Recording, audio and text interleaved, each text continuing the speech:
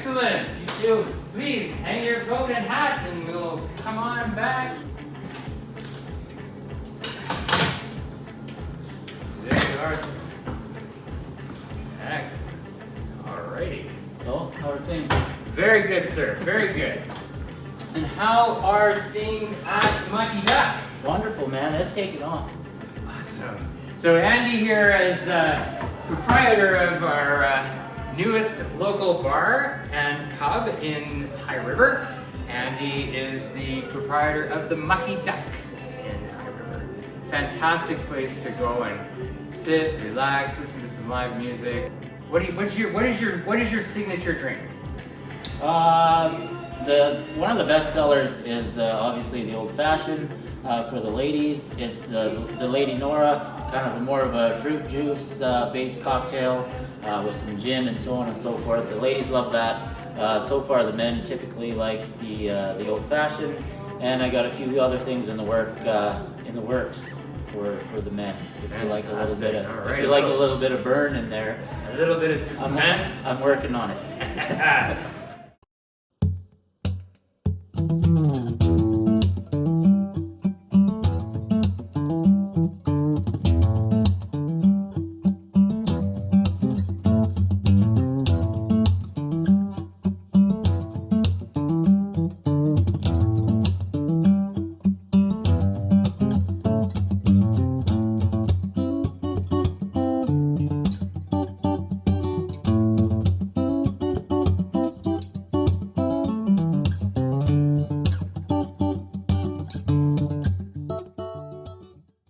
Hey, welcome to the Daily Mail and to WeBeWhisky. WeBeWhisky, and today we're doing something a little different. As you can see, we've got SHAUN, and you know what? Go back just a bit.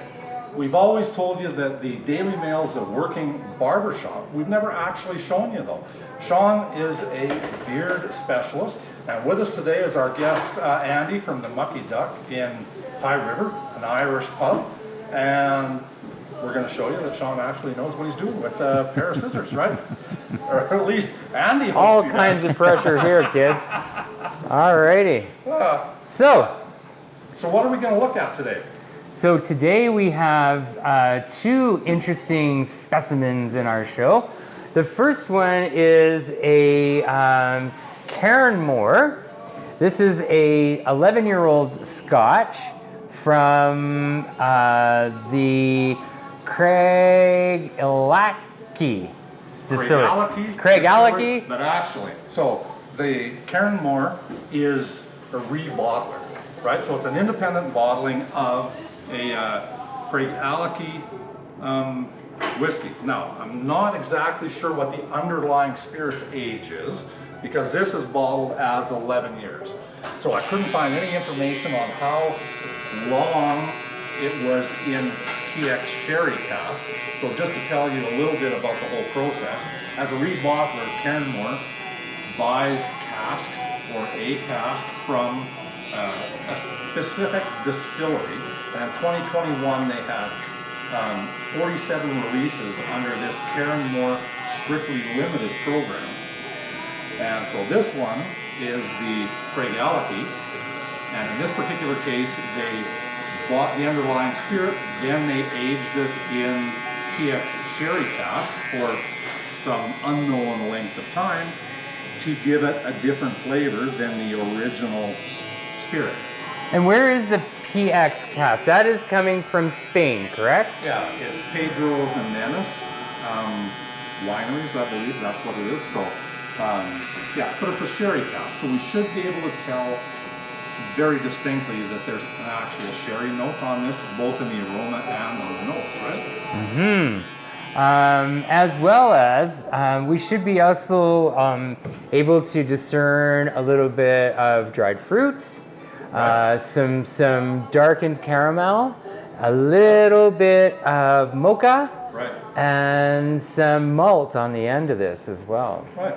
So it's yes, I believe, and we did pre-try it, and that note is pretty distinctive. So it's yeah, that mocha is it actually finishes quite nicely with the mocha, doesn't it? It does. finishes with the mocha. So, but And the darkened caramel is actually an interesting experience in this particular Scotch as well. So why don't we get ourselves a glass? I didn't pour one for myself, but there's one for Andy. Andy, here you go. We wanted to just share this with you because we think this is well worthy of your refined palate. Yeah. I do get that mocha. yeah, it is.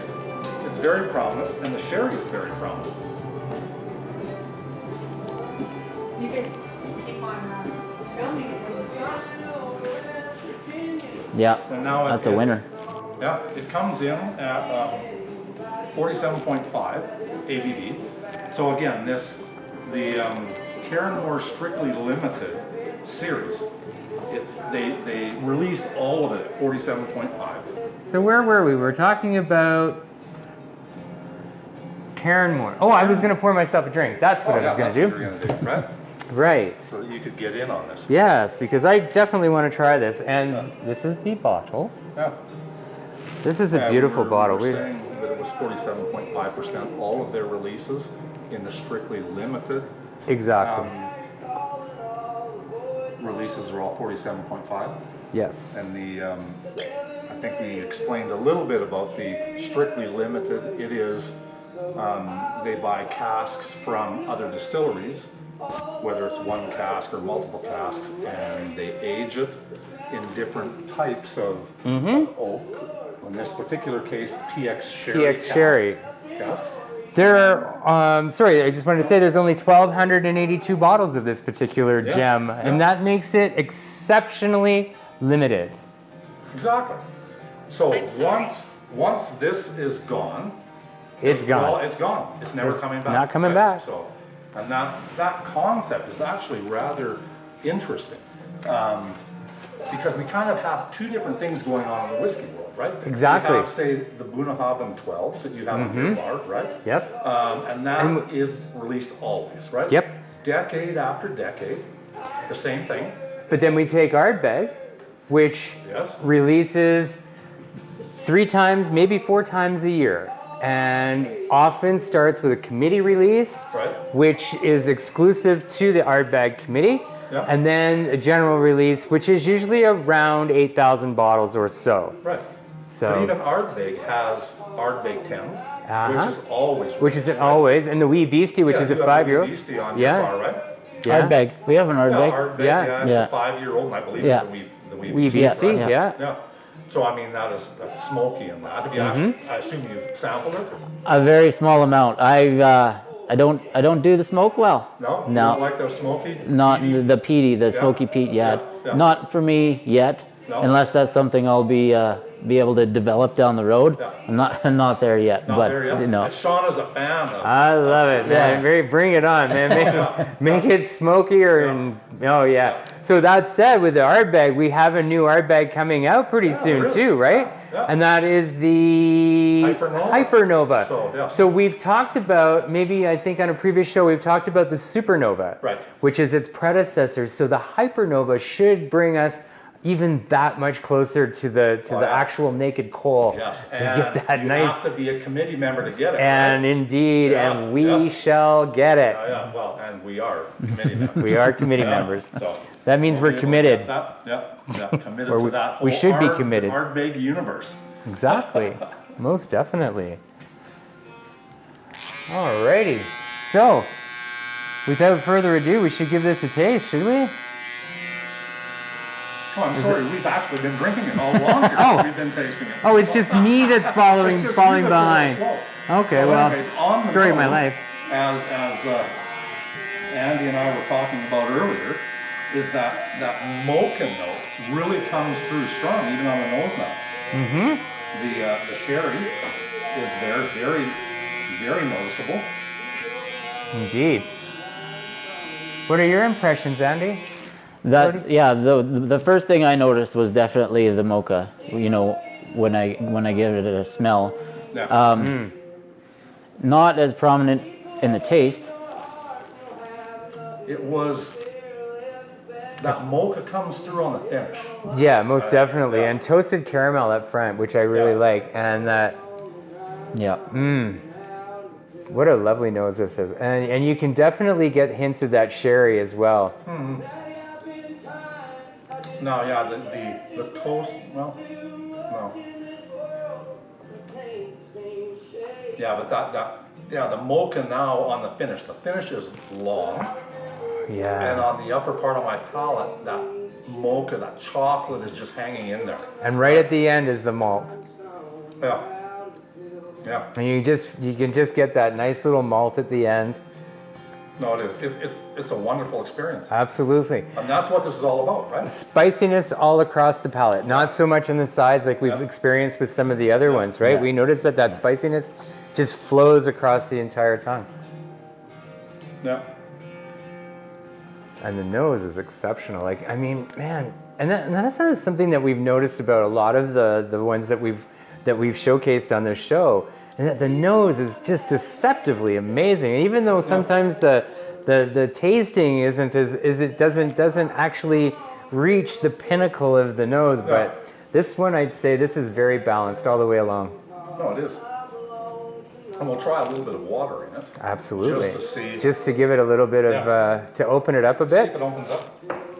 And this is an interesting thing. This, for those of you that have watched the show before, you know that we've talked about adding a drop or two of water to a Scotch is just to break the surface tension and to actually open the whole flavor chamber of this Scotch. Yeah. And that is exactly what happens. And I think this one is going to be very, very good that way. Well, it happens in most of them. It does. We have had examples where it Didn't quite. Yeah, it wasn't a benefit to it. Yeah, it was. But I think this one's going to be good. So Andy, on the nose, do you smell anything different in here? It tames it down. For me. I think so. Yeah. The sherry, the mocha is not nearly as prevalent. No. Yeah. Right? No. So. But there's more of that fruit that comes out now. It's a little bit softer and a lot sweeter. Yeah, and then that spice that you talked about across the Across palate, the top, that's toned down. That's very diminished now. Yeah. Yeah. On the palate, the chocolate is still there in the finish. Mm-hmm. But the sherry is diminished, I think. And that dried fruit, I'm not sure if it's as prevalent anymore. I mean, but that's my palate. Yeah, We're all yeah. different, right? And then let's face it, folks, everybody's palate's going to be a little different. Yeah. Which is the beautiful thing about these kinds of liquors, is that everybody interprets them and experiences them slightly differently. My green is not the same as Randy's green, and it's not the same as Andy's green, right? But it's still green. Yeah. And we're all just relative beginners in this. Exactly. You know? I mean, there's people that have been at it for decades. So, but it's a learning experience for all of us. Absolutely. So this is not heavily peated. There's not. No. We're not getting a lot of peat out of There's here. nothing in there that No, I can taste at all. No. No. That's why I like it. So, So this is also unchilled filtered as well. yeah, unchill filtered, all natural color. Mm-hmm. So no caramel added to it. So But you can see by the color that it is picking up the sherry from that sherry cask, and that's what's giving it its nice depth and color. Yeah. Otherwise, this would be, almost urine colored, I suppose. Well, yes, it wouldn't have that nice light toffee Exactly. Yeah. to it. That is So no, fantastic. this is a very worthwhile experience, right? Most definitely. Absolutely. Up until the urine thing, then I can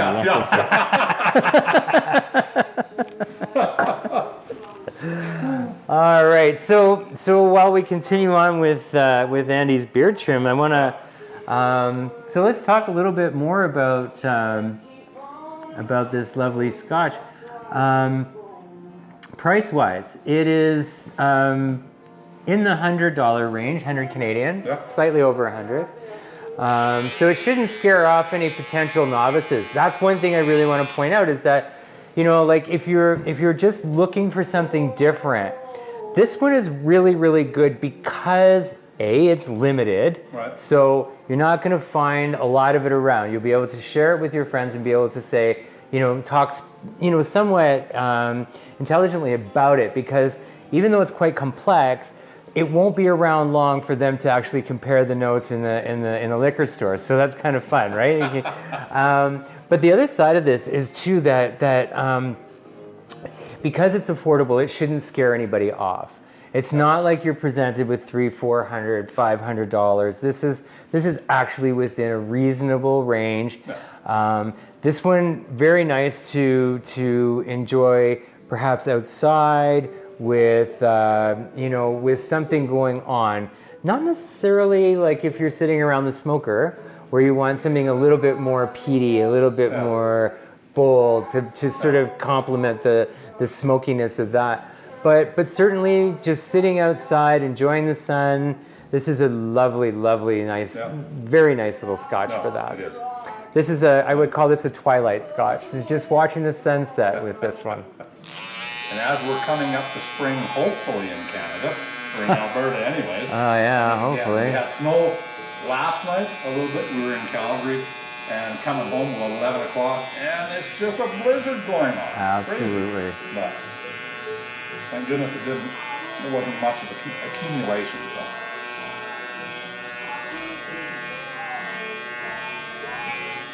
So we were talking earlier about the kind of the two different pathways. Your regular release from the distilleries, the Bourbon 12, the Iran 10, the Ardbeg 10, that kind of thing. Right. And what makes these limited releases interesting? And it's not just CARN that's doing it. I mean, there's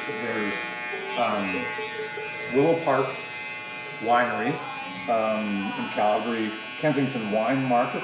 They go out and they source specific casks that they put their name on. Exactly. And they have them finished in different ways. So again, that idea of limiting a certain release. So they buy a cask, they put their name on it, and now once that cask is gone, it's gone. And to my way of thinking, and not all of these are crazy expensive. There's a lot of them that are within a very tolerable budget. Yes, yes. And they give you kind of a distinct flavor. Exactly. I like Bunnahabhain 12, I like Iran 10, and I have those on my bar, and I will probably always have them on my bar, because I know what the profile is. They're just a nice standard to have. If I want that standard experience, I go and grab that Iran 10, I know what I'm going to get. Yeah, exactly. But with these limited edition releases, I'm not sure what I'm going to get. And I kind of particularly like the compost box. They have a lot of different releases, the artist blends and that kind of thing. They tend to be a little more fruity, citrus forward, more floral kind of things. And that's interesting. Every now and then, that's just kind of nice to do it, It is, yeah, most definitely. And again, that idea of limits on it, that there are only so many casks available, and then the next release is going to be different, is very intriguing. It's nice. Exactly. And that's the thing, and that's what keeps us all glued to our seats, or watching our local liquor stores to see what's coming next, and that's the fun of it. It's like a lot of guys like to hunt, and it's that anticipation of the next kill, the next meal that comes from that kill. For the same reasons we like to go and hunt for Scotch. It's exactly the same thing, right? Well, talking about hunting, I think, Andy, you do hunting. Andy, you're quite a hunter. Yeah, I hunt a lot. In the pub, there's a boar's head on the wall. Is that yours? Yeah, that was mine. Yeah. Got that in Saskatchewan with my bow. Yeah, that was a fun experience. Sitting on the ground, 33 yards, and actually managed to get that one on film. Oh yeah. Yeah, that was fun. Yeah. And so do you primarily bow hunt, or do you like to hunt with rifle, or? Yeah, mostly bow hunt. The last few years, Packing a rifle a little more often just because I have different goals in mind. Concentrating a lot on hunting our Rocky Mountain Bighorn sheep west of here. Okay. And yeah, that's been challenging. Hasn't happened for me yet. Haven't been able to harvest anything, but they're incredibly elusive, aren't they? Oh man, they're so smart. And but you know what? It's just being out there, like, and the challenges that come within the hunt is, yeah, it's I like the mini challenges within the whole challenge of being able to harvest, whether it be the rain or the wind or the snow or the grind, because I film all those hunts too, and so I'm between camera gear and camping gear, and I'm always flying solo. Like I'm packing 63, 65 pounds, and I'll go out for, I think my longest solo trip has been 5 days, 5 nights. Yeah. 5 nights just out in the mountains by yourself? Yeah. Ah. Yeah, that's something that I would never do. Not a chance, never. Well, it's strongly discouraged, actually. Yeah, but yeah, no, it's what does it for me. As many times as I've done it and come back with no meat, I still come back. When can I go again? Yeah. So it's a challenge. Yeah. Being out there, you always go solo? Typically, not a lot of people want to do that. Oh, yeah. Go out for 5 nights. Yeah. I did not. I would be one of those. Andy, it's a nice idea, but go without me. No. It's a lot of. You got to find the right person. Yeah. I mean, they have to be encouraging. They have to be positive. A lot of grind, a lot of determination. They have to be a half Sherpa. No, absolutely. I did manage to get Crystal out a couple years ago. It was her first trip. She did awesome. We spent 2 or 3 nights out there. And Crystal's your wife, right? Yeah. And yeah, she did fantastic. Yeah. It was great. Yeah. So coming back to the whiskey thing. Moving back on topic. On topic. Squirrel. What got you into this whiskey journey? What did, you know what? It all came from Crystal's dream. She doesn't like to call it a dream. Goal of opening the pub. Okay. Yeah. And she said, I want you to be the bartender, so you better learn what's going on here. Figure it out. So yeah, and with that, I was like, okay, yeah, I'm game. Yeah. And so the education started, and it's just like everybody's gonna watch this on YouTube and reading and yeah, just getting educated. There's so much to learn. Oh yeah, it's endless. It's sampling. Yeah. Just continually sampling different ones. I mean, you have an incredible selection here. Exactly. Across the entire spectrum. Your selection is more of a bar selection at this point. Mm-hmm. You've got Bowmore 15 up there and Aberfeldy 12, I believe, right? The Buddha Haben 12 and that. Yeah. And those, I like all of those. I hadn't had the Bowmore 15 before I tried it at the Mucky Duck, right? Mm-hmm. So, and it's a nice kind of sub $100, around $100 kind of. And very, very dependable, reliable. You know what you're buying. You know that it's going to be consistent across the board. You know what you're going to get. Yeah. The approach that we take here is a little different because we want to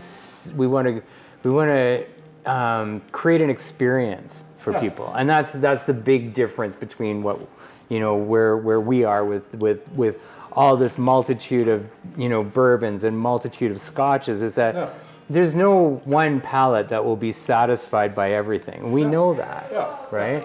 And because we don't mix drinks here, we like to encourage people to see, that there is a true whiskey experience that doesn't involve a mix or a blend of multiple whiskeys, and that's accepted when it comes in a bottle. Yeah. And that is something that we try to focus on because there's very few places that do this. Yeah. And it's education, just the same as you, Andy. When you mix a drink, it's pure chemistry. Like I love your old fashions, right? Yeah. They're amazing. I've never had a better one, right? But yet, again, it's like two ends of a spectrum, right? There's the pure whiskey, and then there's the enhanced with all of the other elements added to it that make it so special. You smoke your old fashions, which I love. Yeah, smoke the glass. That's Right? very That cool, is a right? That very fork, lighting it up, smoking the. it just adds a layer of complexity to that drink. Yeah. Right?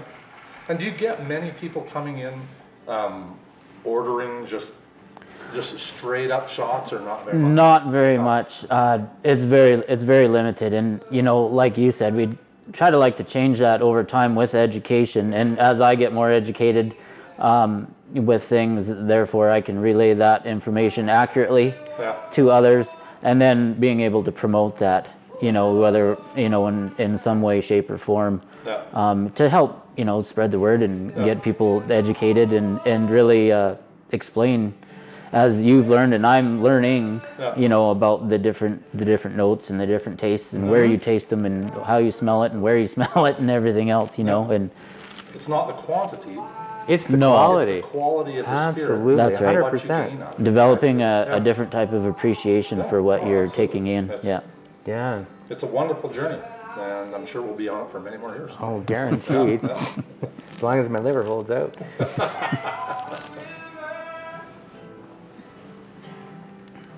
So, to summarize in this lovely Scotch, how are we going to rate this one? Oh, rating on it? You know, that's a good question. It's nice. The water, to my palate, it diminished it a bit. I would prefer it Just where it is in its where it is, naked right out of form. the bottle. Yep. So I prefer it there. I like the complexity of it. I like the dried fruit notes, the mocha finish and that kind of thing. So where would I put it? I'm kind of mid 85 kind of thing. You know, 85. Yeah. I'm kind of. And that's our scoring. Below 80, It's crap. It's Right? You don't want to drink that stuff, right? pardon the expression, but it's mule piss. 90 and above has to be exceptional. And frankly, we haven't hit that. We haven't exceptional quite hit that we've gotten yet. pretty close, but We're getting there, but for me, I'm thinking that this is it's not as complex as I want it, and that's one of the things that I find with this. Like, even though it's got a lot of different flavors going on in it, its complexity is it's not quite as intricate as some of the others that we've had. When we think about like the Scapa and certainly the Ardbeg Scorch, which was, you know, very smoky, but nonetheless it had a lot of other complexities in it. This one it's nice. I like it. it's very drinkable. I wouldn't say no Yeah. for another one. And on a nice summer evening, Perfect. out, you know, I mean, if you're out camping, even if you're just out in the backyard wanting to enjoy a nice Scotch, Absolutely. this is a nice Scotch. It is, absolutely. I would reserve it, I think, for friends. I wouldn't be as willing to share it quite, because it's one of those ones that you just kind of like, oh, I could do that by myself. I like that You one. can give other people a Glenlivet blend. Absolutely, they wouldn't know any difference anyways, for the most part, right? Not to say that anybody doesn't have an appreciation for good Scotch, but it's very hard to find that perfect, excellent combination of, you know, somebody whose palate is very ready for that Scotch, and But you know what? Because the sherry and the mocha are so prevalent here, it's hard to miss it. absolutely. So with that in mind, if you have somebody that's new to this whole experience, if With you an pour them a untainted shot of palate, that, the sherry And the mocha are going to just they're leap going right to out. catch it. They're going to Absolutely. catch it. Yeah, it's very unmistakable, that part. I was gonna mention that as like maybe one step beyond an entry level, if I may, Yeah. you know, Scotch drinker. It has everything that you need to experience when you're getting into it. It has, like you said, the caramel up front. Yeah. It has the spice across the middle, Yeah. you know, halfway through, and then finish off with that mocha. Like, Yeah. it's got the sweet and the spice, Yeah. and you know, as you're semi-educated, like there's enough there that you'll be able to appreciate that. Oh, yes. And yeah, as a one step above maybe an entry level, you know, taster, I think this is it. Yeah, 47.5. It has enough Oh, it's- alcohol to carry those flavors. Absolutely. At Scott Bowles Latte. Yeah. It's, I don't know. Yeah, I like it. I'm thinking though. You're saying I'm 85. still saying that 85 kind of thing. Yeah, because it lacks that certain complexity that I look Yeah, for in a yeah, Scotch. yeah. I'm kind of more in the 83-ish Okay. range, 84. But then again, you know, location. In the right context, I would probably give this a higher score. Yeah. But I think right now, yeah, I'm saying about an 83, 84, 83 and a half. I'm gonna go. with. 83 and a half. There we go. Okay. 83.5. All right. So that's it. Wrapping it up. with Well, what that about one. you, Andy? What are you like on our you know crazy scale that we have? Is this Pure something? shite or Yeah, or- utter heavenly? Yeah, no, not pure shite. Yeah, again, not heavenly, but with me being so green to your to your rating scale, yeah, I think I would go along with that 84-ish. Yeah. Yeah, if we're allowed to throw in an ish Yeah. in there. Yeah. Yeah, We can do whatever we want here. this is our show, Yeah. Yeah. and we can cry if we want to. So we've got a range 83.5 Yep. 85. Somewhere in there. Somewhere in If there. you don't like it, too bad. Yeah, exactly. But don't overlook it. When you see it, if you see it in the store, don't overlook it because it is well worth trying, picking it up, adding to your collection. Yes. And so that being the bigger point, if you're building a collection, this is one that you would like to have in that collection simply Yeah. because of its rarity. Yes. It's going to go away. Yeah. And so as it begins to become less visible, less available, Yeah. the appreciation for this will actually start to go up. No, for sure. For sure. Good. All right. And with that, we're gonna Yeah. finish this side of Andy's beard, and we're gonna move on Yeah. to. We're gonna do something else. We're gonna do another little spirit that we have. It's a little bit new, actually. This one is one that we've certainly never had or seen before, and we're going to give that one a taste in just a few minutes. You bet. We'll be right back. We'll be right back. Thanks, folks. Well, welcome back for the second half of WeBeWhisky. I'm Sean. I'm Randy. And this is Andy, Andy from with us today, yeah, Andy is with us today from the Mucky Duck Pub in beautiful downtown High River. Close enough. Close enough. It's small, everything's downtown. Right? The thriving metropolis of High River, Alberta, Canada.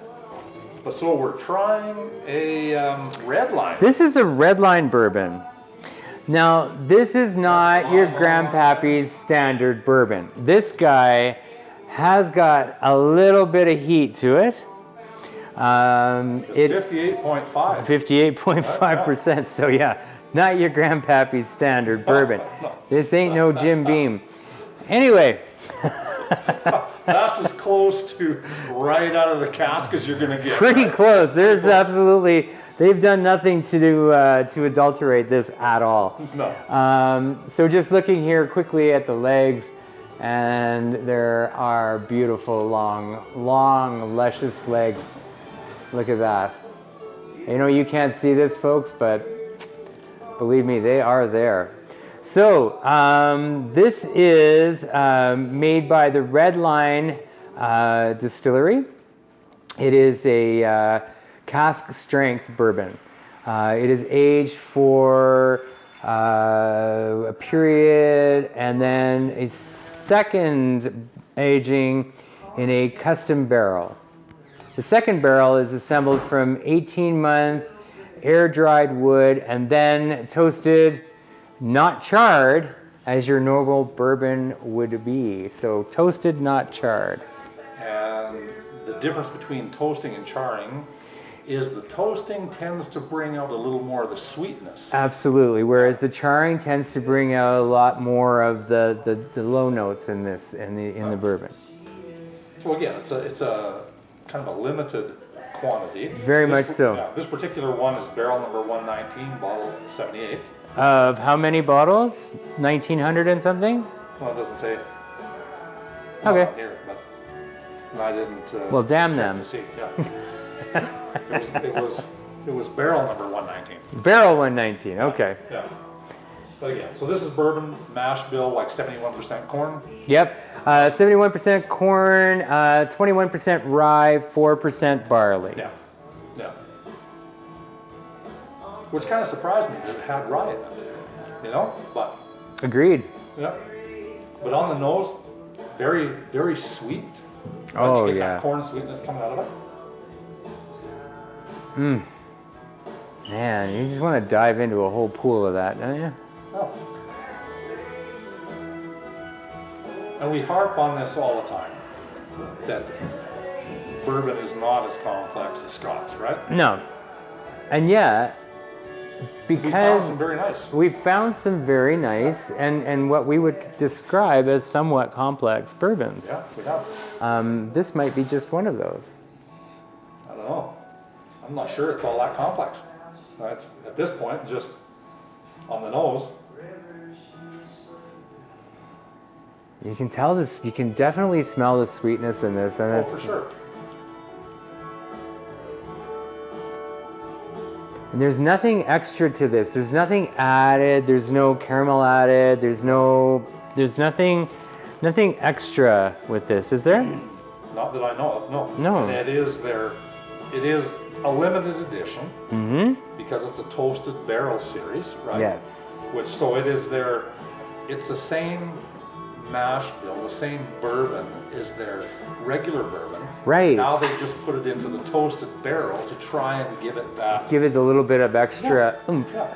And that little bit of extra oomph does come across in the sweetness. from the Most toasting of the definitely. barrel, right? So, okay, let's. What do you think of the nose there, Andy? I'm undecided yet. I'm curious. We can go. I want to taste it. Let me at it. Let me at it. All right, here we go. Okay, now 58.5%, I get that little bit of alcohol burn, Mm-hmm. but comparatively speaking, it's not as much of a burn as some of our other We've had samples. some We've that had are- some that were just killer at 58.5 or 59. But this one is actually That's quite right. gentle. I quite Yeah, like it that is. for, Yeah, because for darn near 60 points. This is, Yep. yeah, the burn doesn't go down. It almost comes out. Yeah, Right. Yeah. Does that yeah, make yeah, sense? that makes total sense. Absolutely. And this is one of the things that you find with bourbon is that the flavors of bourbon tend to live much more in the palate, much more in the mouth, rather than in the throat or the chest, where Scotches tend to be a little Yeah. bit more. There's not a lengthy finish on it. No. Yeah. Right? So, No, she's yeah, It's she's all over up front, quick it and hits you. it hits you, and there it is. I think this one is I have obviously sampled some, and this one is very nice on ice. We sampled some. Yeah, we just I've had one out here. Bought that 4 days ago.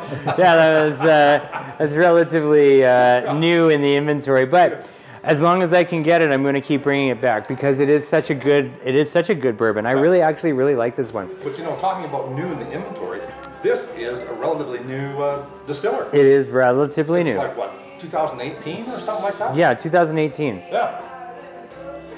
So I mean, yeah, and being Indiana rather than Louisiana or Kentucky. It's a little bit of Foster Brooks or no. India. A little bit of a cough coming there. Sorry, guys. Yeah, that's Randy's story, and he's sticking to it. All right.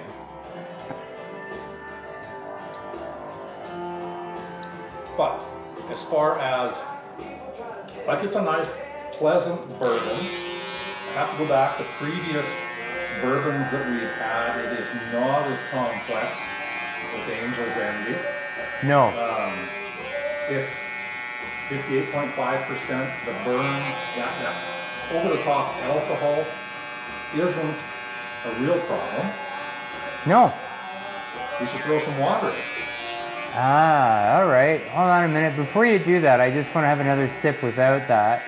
And the reason I want to do that is because I'm really enjoying this without the water, and I wonder in some ways how much that's going to change it. Now I've had it with ice, so of course there's a lot of water happening there. Oh. Might be a little strong for Randy in his delicate palate.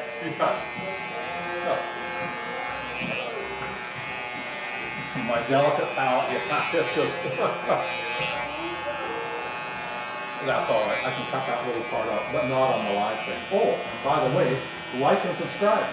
Yes, we keep forgetting to mention this. So people, if you're loving what we're doing, if you even like it remotely, even if you hate it, just give us a like, give us a subscribe. We're trying to raise some money to get some new camera equipment, some new audio equipment.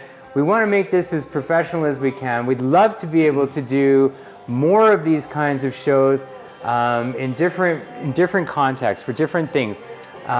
So please like and subscribe. Yeah. I feel like such we are talking about different venues.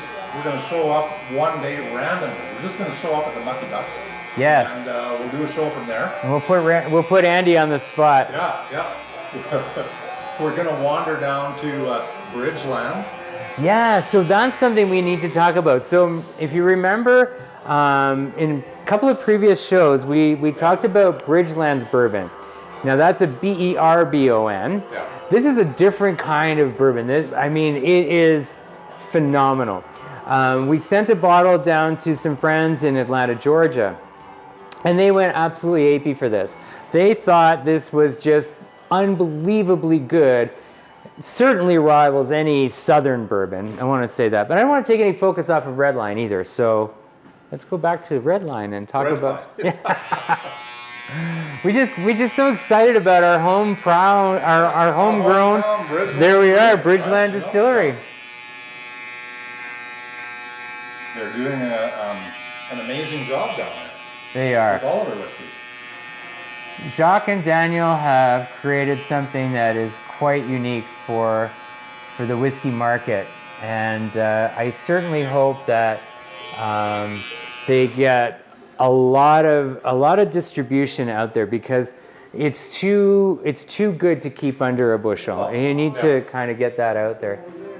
And I'm really looking forward to trying their graphic. I mentioned that to Jacques. He was quite excited about that. Yeah, so. yeah. All right. So, Randy, let's drop a little water in this, and then we can kind of sum up our impressions on this. Yeah. I want to spend more time, but again, because it lacks a certain complexity, it's hard to keep keep going on, because really what we want to do is just sit back quietly, listen to some music, some nice blues or bluegrass, and just chill with this. Sip at this baby. You betcha. Sit in that nice massage chair. That one we call Christine. So what about the price on this guy? I know I bought it, but this is a little over $100. This is getting into the 130 range. Okay. So again, not your grandpappy's standard Kentucky straight bourbon. No. This has got a little bit of class to it. In fact, it's got a lot of class to it, and I think that's one of the parts that we need to note on this, is that bourbons can be, as I said, a little bit run-of-the-mill, a little bit sort of, not exciting as such. This one? Not to offend the bourbon lovers. No, of course not. Switch to Scotch, because that's the better beverage of choice. If right? you want something that's going to rev you up and give you a lot of different mechanisms all moving together. And then Scotch is going to be your thing, but bourbon, if you like that solid burn, the bourbon is going to give you that. But this one is all this one's all in the palate. Yeah. Even if this one is just a little over $100, it is, to my palate, the way in my whiskey journey here, there's other ones that I would spend money on. Yep. I wouldn't spend $130 on this. It's just not. Well, not certainly out of the blue. No. Not like You just get Sean to do it. yeah. You just get me to do it, and I go spend the money on it. So, and again, on these, I think we were talking about it privately earlier, right? Like with the Hypernova. Mm-hmm. I mean, it's a pretty expensive bottle, right? Definitely. So I definitely wouldn't go out and buy that. I would come here or a place like this To experience it first. I would buy a shot to see whether I liked it. Right? Exactly. I mean, Maybe it makes 2 or total 3 sense. shots. Yeah. 2 or 3. Because even though, you know, like the ounce cost is a little bit higher than the actual bottle cost, the point being that, you know, seriously, we can save you a lot of grief this way. This is one of those things that if you're on the fence, if you're not sure, if you've got something coming up that you want to impress friends and guests, then this is where you can come and try this out. Yeah. See what you think. Yeah. Experience it. Try it in the different contexts that we can offer it as well. And that's something else that's certainly important, is that, you know, if you want to sit outside in the patio, go sit outside in the patio and enjoy it. If you want to be inside, if that's where you're going to be serving it, is inside, try it inside, see if it works inside. That's one of the cool things about what we do here, and that's why we do this whiskey show, is to help people to figure this out before they go blow hundreds of dollars on stuff that may or may not be exactly what they're looking for. No, for sure.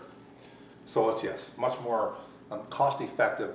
Go somewhere, Try it before you buy it. Absolutely.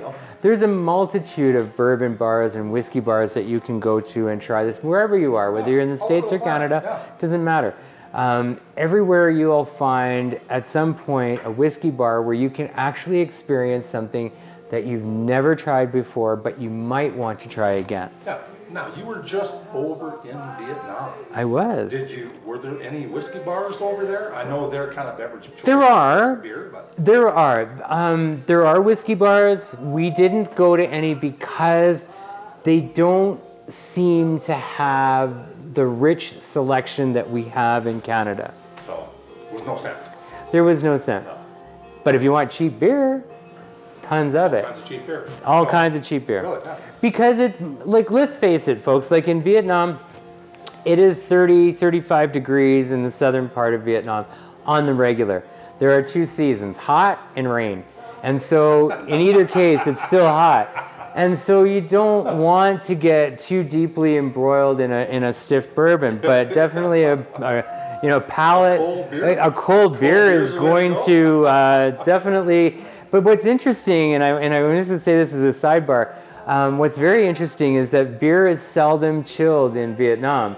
Usually what happens is when you order beer at a street food stall, typically what happens is they bring that a can of beer and a glass with a couple of big ice cubes in it. Beer with ice in it. And it's already... What do you think, Andy? Beer with ice cubes in it? Yeah, I don't know. I'm not a beer guy. So I don't know if an ice cube is a fix or not. I think that's bizarre as hell. So please understand that, like, a lot of the beer is light beer anyway.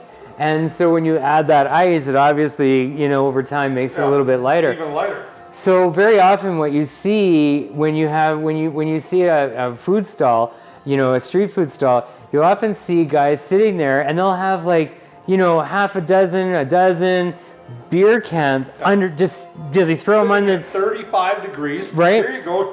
They drink it. A couple ice cubes to cool it out they for you. suck it back. The can goes underneath the table. And at the end of the night, you see the guy coming with the boxes, the original boxes the beer came in, and they just go fill up those boxes with the beer cans that are underneath the tables. It's actually kind of funny. Yeah. But anyways, back to this. Yeah. Sorry, we digress an awful lot. We do. Yeah. That is what happens when you do several takes with one good spirit. So Andy, what do you think? Is this going in your bar? No. No. No. I hate to say it, but no. Like, yeah, almost comparing apples to oranges, like with our Scotch previous. Yeah. It's uneventful, other than, like you say, the alcohol burn. Yeah. Yeah. And if that's your thing, that's awesome. Yeah. But for me, uneventful. So if they bottled this at 40%, it'd be horrific. Yeah. It really would. Oh man, it would lose all of its Yeah. chutzpah for sure, and definitely not something that we would want to encourage or inflict. And, No. But at its current strength, if 0 to 60 in 3.6 seconds is what yeah. you're looking for, Yeah. then this is going to get you there for sure. Hang on tight, kids. Yeah. On your bar, you've got Knob Creek. Yeah. What is that? That's not 40%. That's a little higher, is it? Yeah. not? That's right, 45, 46%. I think Yeah. 45 Yeah. or somewhere around there. Yeah. Yeah. And generally speaking, I think we've kind of learned that you need that 46 or higher in order to carry a lot of the flavors in that, you know. Mm-hmm. Not to diss all of the 40% scotches out Goodness, there. no. You know what? No, they're shite, okay? Don't buy them. Yeah. You're Go listening, for the don't buy strange and 40% unique. Scotch, go at least 46, otherwise you're wasting money. With bourbon, I agree with you. 40% bourbon is basically basic bourbon. If you want something that has a little bit more fun to it, and I'm not talking about the 0 to 60 in 3.6 seconds, but I am saying that you tend to get a lot more flavor and a lot more interesting characteristics out of a higher octane bourbon than you do out of the straight 40. Yeah. Woodford's Woodford, Knob Creek's Knob Creek, and that's what it is. It is what it is. But these guys, these little experimental one-offs, Yeah. they're beautiful. They're fun because they do have a little bit of interest in them. Not to say that it's complex, but definitely to say that it is more interesting because it has different characteristics. Yeah. Like, for example, the fact that this is in a toasted barrel changes everything. Now, it's a subtle nuance, but nonetheless, it is something that you want to be aware of. If you're looking to try different bourbons, this is one of those little fine points that you want to be aware of. So now, for a new distiller, 2018-ish, I don't remember the exact date, but they're new right out of the chute, and they brought this out. I think it's fairly good. I would say it's very good. What they can do, right? Yeah. I still So won't rate it all that highly because it just doesn't float my boat, right? yeah, But exactly. I totally get that. Yeah. So it's one of those ones that, you know, like, it's nice if you're lining up a bunch of different bourbons to try. This one will definitely stand out because of certain characteristics, like, as we said, the toasted barrel versus the smoked or the charred barrel.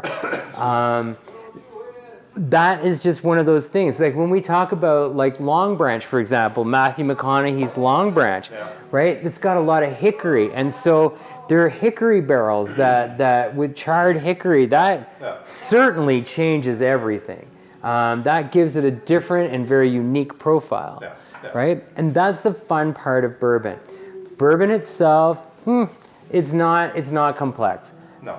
But it is interesting, and that is something that We've tried a lot of different interesting ones. we have. Absolutely. And that's the thing. I think, big picture speaking, you've mentioned many times about the experience, and I mean, go ahead, experience it. You know what I mean? Like, further your education, further your experience, and go ahead and step outside the box. And at the end of the day, this is just our three men. This is just our opinion. Exactly. absolutely. Right? It's only our Totally. And, you know, somebody else's experience might be Yeah. different than ours too. So I mean, Absolutely. So Go make ahead. sure that you note that in comments if you're watching this and you want to comment, like feedback for us, because this helps us to understand where other people are in this whiskey journey that we're Yeah. on.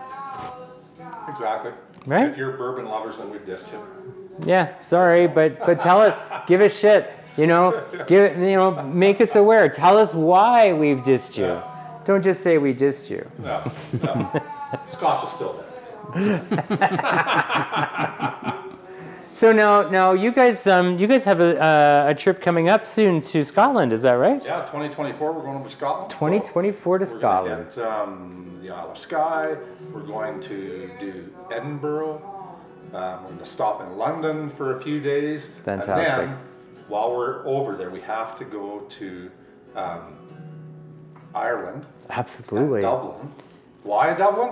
Why Dublin? Why would we go to Dublin in Ireland? Would it be because of Guinness? Absolutely.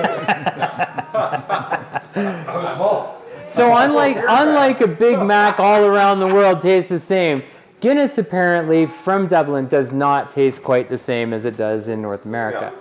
So it'll be interesting to capture your thoughts on that too. I'm excited about that, and hopefully, I want to get over to the Iran distillery. And is it the Isle of Iran? Isle of Iran, yeah. So it's just off the coast of the Isle of Skye. Absolutely. So I hope to get to 3 or 4 distilleries over there, just to see what it's like. So I'm excited about that. Absolutely. Yeah, September of 2024, here we come. Cheers to that. It's unfortunate that our editor is going to be going to actual tastings. If we could figure it out, I wish we could close the shop for a couple of days and head over there and join you. But anyways, we'll be looking forward to your impressions of your trip. Kind of a vlog like your. Yeah, like we'll do like we did in Vietnam. Yeah, Vietnam one. So. Vietventure. Anyways, what are we gonna score this as? For bourbon? Bourbons. Yeah. And again, the same thing, the same scoring kind of. Same right? sort of scoring, you know. We're just bourbon. It's a bourbon score, right? So now we have to put it in the context of bourbon, Yeah. right? So you got to throw everything out that you knew about Scotch, Yeah. and start and put your brain in the bourbon world. So for me, as a bourbon, I'm scoring this at about 84. I would go with that. Yeah, Yeah. yeah. Andy, I don't want to ride your coattails, but I don't know. For me, yeah, I don't 83. Like you said, okay. uneventful. Yeah. Other than It's not but like you starting said, your zero- engine, right? zero to, you know, Yeah, zero yeah. to So 60, as rocket fuel, this stuff is amazing. Yeah, go ahead. Give Yeah, it. But give her. you know, as far as being kick back, relax, with whatever have you, a pipe, cigar. Yeah, no. It's So if I'm going out to a bar like yours, if I'm going to go to the Mucky Duck and I want to pre-drink a little, I'm going to do 1 or 2 of these before I go, because I know then that I've already got a nice glow happening, Yeah. right? Yeah. Then I can go in and enjoy Yeah. the conversation. I can Yeah. enjoy music. I can enjoy everything, and still have one of Andy's like amazing, old